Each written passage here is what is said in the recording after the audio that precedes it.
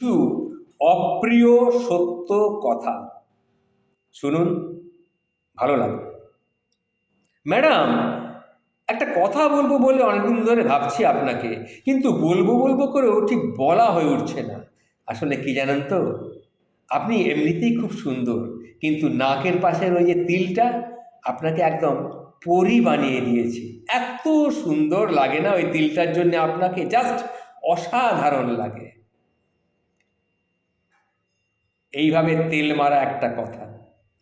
বৌদি, আচ্ছা বৌদি, আপনি কি দুই বাচ্চার মা? কিন্তু আপনি বলছেন আপনার দুটো বাচ্চা আছে, কিন্তু আপনাকে দেখলে তো একদম মনেই হয় না। মনে হচ্ছে সবাই যেন আপনি এই হায়ার সেকেন্ডারি পাস করেছেন। সিরিয়াসলি সিরিয়াসলি বলছি, আপনাকে এত সুন্দর লাগে দেখতে। আর একটা তেল মারা কথা, অপ্রিয় সত্যি কথা। মন খারাপ করছেন কেন বৌদি? মন খারাপ করছেন কেন? ঝগড়াটা হলো নাকি?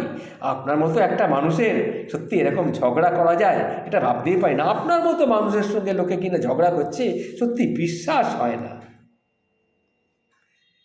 আর একটা কথা বলি শুনুন, কিছু মনে করবেন না তো? আপনার কণ্ঠটা এত সুন্দর, মানে গলার স্বরটা এত সুন্দর, যে কোনো গানকে আপনি যখন গান, আহ, মনটা একদম ভরে যায়। আপনার কথাবার্তার স্টাইলটাও সত্যি সুন্দর। টানা 24 ঘন্টা যদি আপনার কণ্ঠস্বরটা শুনি, তাহলে ওর এক ফোঁটা কিন্তু বোরিং লাগবে না। বুঝতে পারছেন অপ্রিয় কথা কীরকম সত্য হয়ে ওঠে? আপনি ইচ্ছা করলে করতে পারেন, মনে করতে পারেন আজ থেকে কিন্তু আপনাকে আর বৌদি বলে ডাকবো না। দেখলে মনে হয় আবার যেন আপনাকে বিয়ে দেওয়া যাবে, তাই আপনাকে আর না না, আপনাকে আমি কি বলবো, তুমি বলেই ডাকবো। ঠিক আছে? আচ্ছা, একটা কথা বলবো। এই যে আপনি যে শাড়িটা পরেছেন না, এই যে নীল রঙের শাড়িটা, ওফ, কি ফ্যান্টাস্টিক, দারুণ মানিয়েছে। না না, আপনাকে তেল দিচ্ছি না, সত্যি সত্যি বলছি, আপনাকে দারুণভাবে মানিয়েছে। একেবারে যেন মনে হচ্ছে একদম করিশ্মা কাপুর কিংবা কোয়েল মল্লিক, একদম কোয়েল মল্লিকের মতো লাগছে আপনাকে দেখতে। সত্যি খুব সুন্দর মানিয়েছে শাড়িটা আপনাকে।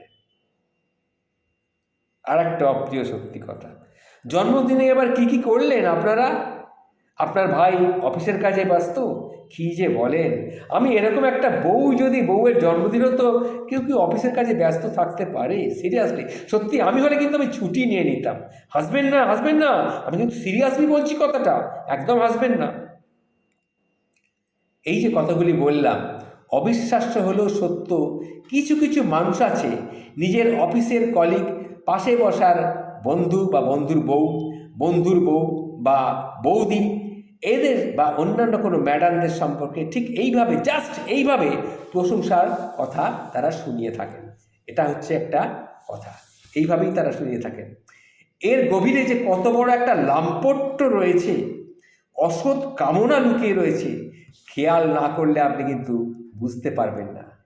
এরা কিন্তু ফাঁদে ফেলবার জন্যেই এই কথাগুলি আপনাকে বলছে, আপনাকে ফ্লার্ট করছে।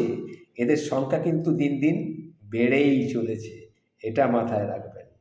যে মহিলা জীবনে কোনোদিন স্বামীর বিকল্প হিসেবে কোনোদিন কল্পনাও করেনি, মাঝে মাঝে তারও মনে হবে সত্যিই কি তার স্বামী তাকে সত্যিই ভালোবাসে। পরপুরুষের মুখে নিজের এত সুন্দর প্রশংসা শুনে আপনারও কি মনে হয় না, আমি হলে পায়ের কাছে পড়ে থাকতাম?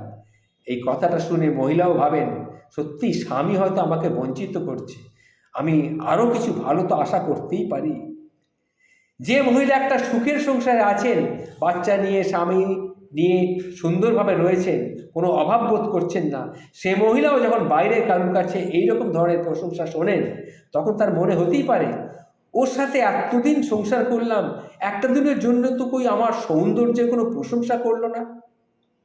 নিজের বয়সের বাইরের বড় প্রশংসা শুনে মহিলারা বারবার আয়নায় গিয়ে তখন নিজের মুখটা দেখে, নিজের চেহারাটাকে, তারা ভাবতে থাকে, হ্যাঁ সত্যিই তো, আমি তো সত্যিই সুন্দর, আর ওই পুরুষটাই কিন্তু আমার সৌন্দর্যের কোনো মূল্যায়নই করে না।